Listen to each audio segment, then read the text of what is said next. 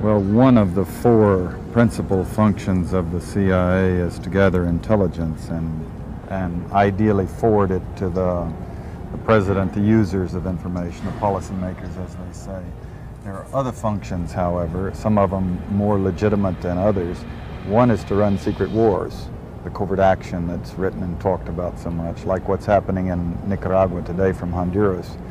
Another thing is to disseminate propaganda to influence people's minds, and this is a major function of the CIA.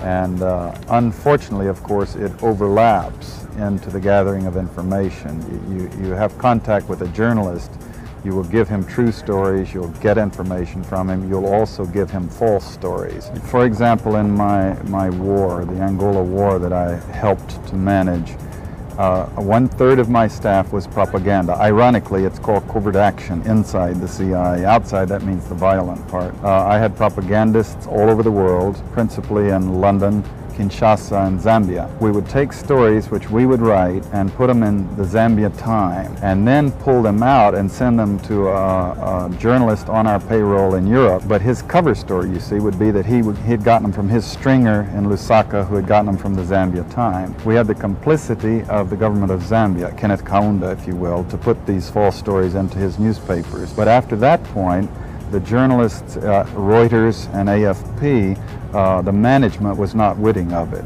Now, our contact man in Europe was, and we pumped just dozens of stories about Cuban atrocities, Cuban rapists.